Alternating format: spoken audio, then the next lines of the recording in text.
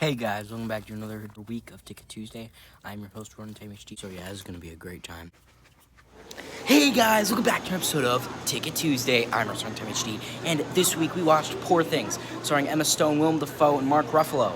This film is actually an adaptation of a book of the same name from 1992, and right off the bat, I really enjoyed this film, and overall, I just thought it was very funny, very striking, and I really found the main character, Bella's evolution, very endearing. But before I go on a whole rant, tangent, whatever, about how much I like this film, I'll tell you why I like this film and more. Back to house. I must go punch that baby. We must experience everything, not just the good, but degradation, Shall we sing? horror, sadness, Bella! then we can know the world.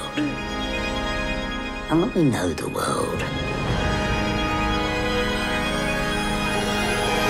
the world is ours.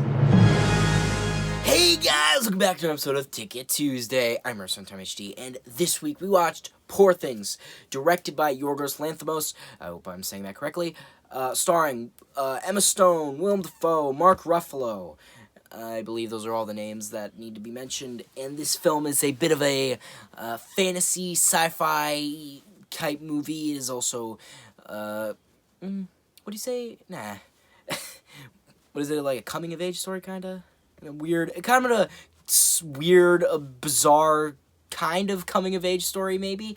But, yeah, this film's also a little bit of Frankenstein with, like, weird experimentation and mixture of animals, and it's just really bizarre overall. But the plot, which I'm going to just jump right into, the overarching plot is kind of just the maturity of our main character, Bella, played by Emma Stone, kind of maturing from a literal infant at the beginning of the movie to maybe not fully mature, but getting there, right? Kind of becoming an independent woman, right?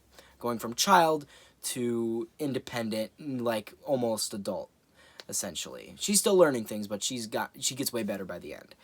And right off the bat, I just found this film incredibly just striking. The visuals, man, they were just something else. And like the camera shots with like the weird lenses and the weird aspect ratio, everything about this film was unusual, but in a good way, to the point where I don't think I've ever watched a movie recently that has looked like this. This film is very unique, and especially with just even the soundtrack is bizarre with its weird uses of instruments and weird sounds, and it all sounds amazing, and it really gets you immersed in the strange world that the movie takes place in. It all immerses you within the strange, somewhat comedic, ridiculous world that our characters live in.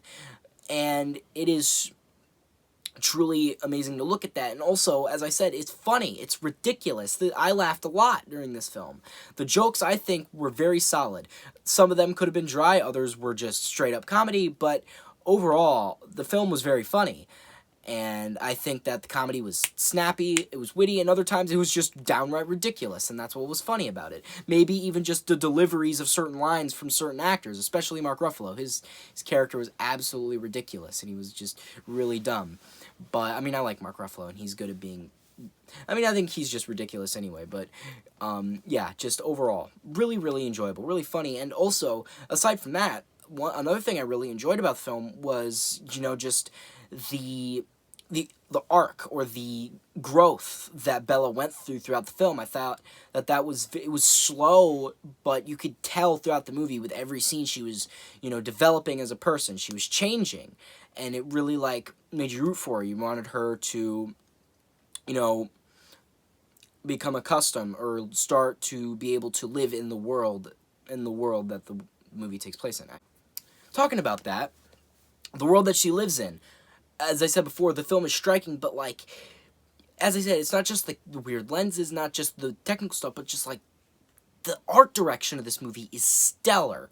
like, I would just, like, look at a scene, and there was a specific scene at, in Alexandria, and it was just beautiful. The orange skies, and the, like, loud, epic, booming soundtrack as it zoomed out from a building with a powerful, impactful scene, and I'm like, I just, like, literally went, I'm like, damn, that's fucking amazing. Like, I didn't, like, say that, but I did that in the theater, because it just, that was amazing. Probably one of the most visually striking shots and, like, visuals and combination, in conjunction with the soundtrack I've seen in, like, in a while, right? This film was very, very pretty to look at, and also it complemented the story, and it impacted, like, the soundtrack just really added to the punch of emotional moments, even though it was very abstract. The abstractness of the soundtrack really added to the film's aesthetic, and it made you feel something, right? It made you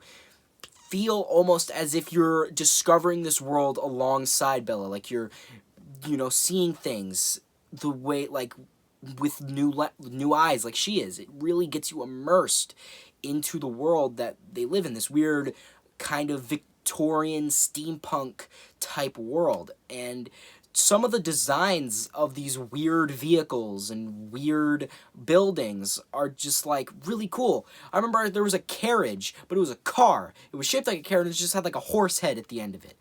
It was super weird, but really fucking neat. I liked it. And overall, just everything about this film just screamed personality, right? This film had character, right? And I think that's a problem that some films like this nowadays don't have. They don't have personality.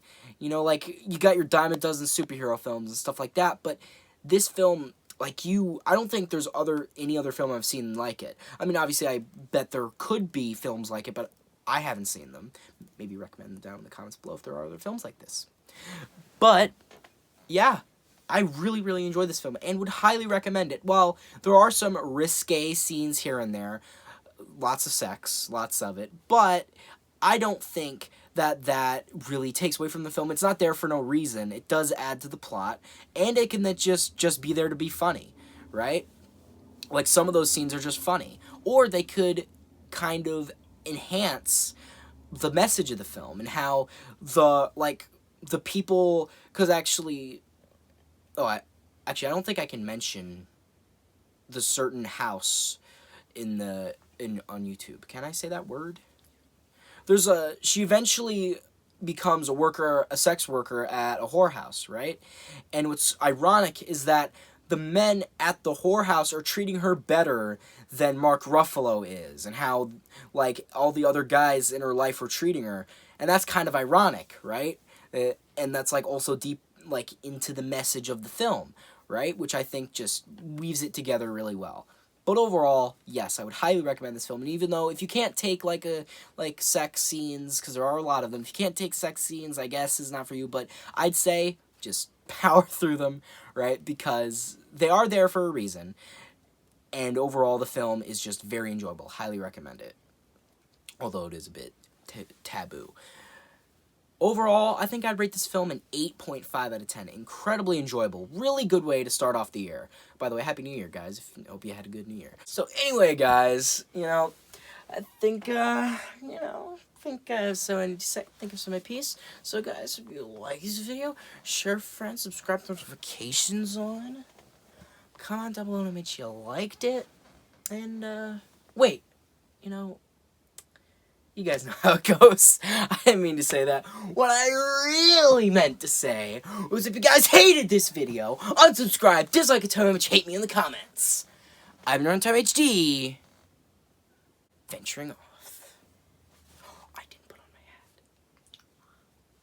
What the fuck, guys? You didn't tell me. I didn't have my hat on. Shit.